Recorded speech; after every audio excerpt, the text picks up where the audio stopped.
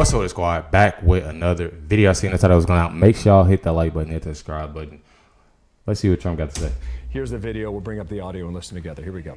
Wretched assault on the rule of law. It's Jonathan Turley, and it just goes on and finishes, although it's a long story that's brutal about this case. This case is highly unconstitutional.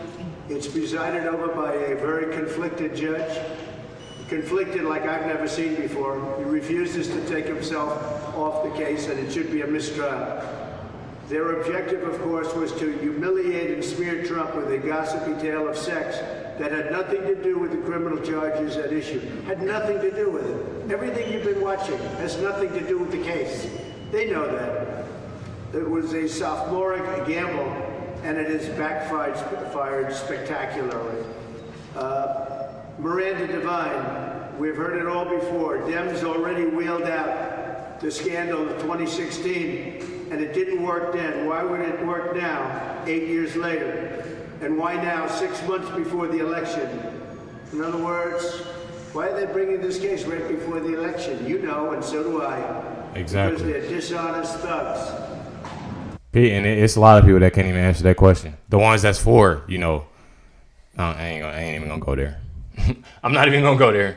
But I'm just saying, like that's literally like why right before that? Like that's crazy. Nobody in their right mind thinks that this is what New York is, that they scare prosecutorial resources and that they have scarce prosecutorial resources and should be spent when people are languishing in jails all over the city. DA Alvin Bragg should be spending his time prosecuting cop bashers and Jew-hating agitators. The message Democrats are inadvertently sending and voting public is that this guy is so strong that we have to cheat to beat him. Well, they are cheating to beat me. This is cheating. This is election interference. Kerry Urban, she says, not going well for the prosecution. Highly respected young lady. Not going well for the prosecution. But when you have a rigged judge, things can go well. So story after story, these are all stories that just came out. These are all stories that are 100% that this is a disgraceful trial. And I'll be going over them with you later. How the left tried to do things to hurt Trump. I'm just going to say two things because I can't read certain words I'm not allowed to read. If I use the words, this guy wants to put me in jail. He's corrupt. Alan Dershowitz. And he literally goes and says the word. It's true.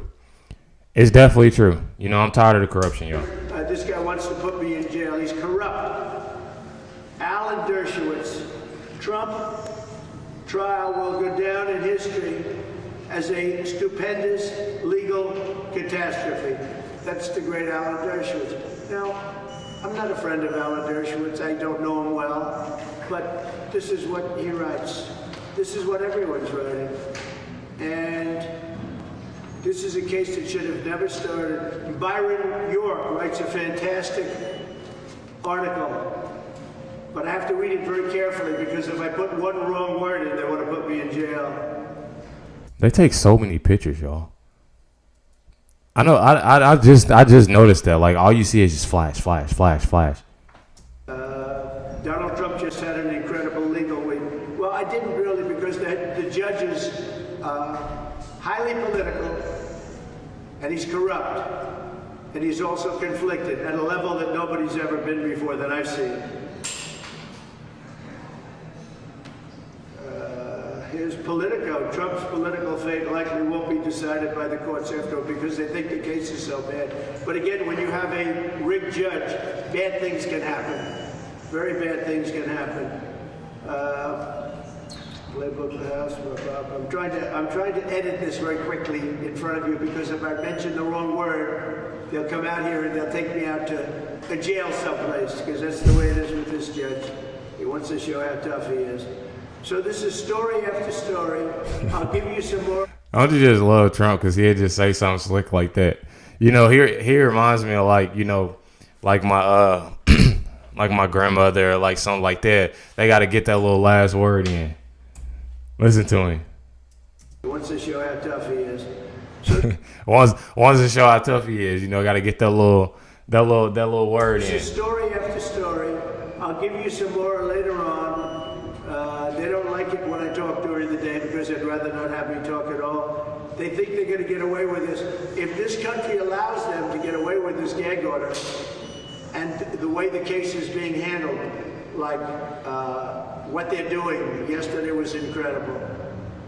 It was incredible. What they did, this trial was so horrible. It's no longer justice, and it's a tremendous abuse of the New York judicial system in particular. The New York judicial system has been absolutely abused and abused terribly. And it's the whole world is watching. It's very bad. Definitely. So I'll now go and sit in that freezing cold courtroom for 8 or 9 hours and think about being on the campaign. But I'll be on the campaign on Saturday at 5 o'clock in Wildwood, New Jersey. Thank you very much. There it is right there. Okay, Mark. Y'all heard it. One thing about it though is that man is strong. You know, he keeping that, you know, composure, not freaking out, you know, and he has that team that's behind him, that's supporting him. He has, you know, amazing supporters and people, you know, they straight realizing, you know, that this is something that is helping them.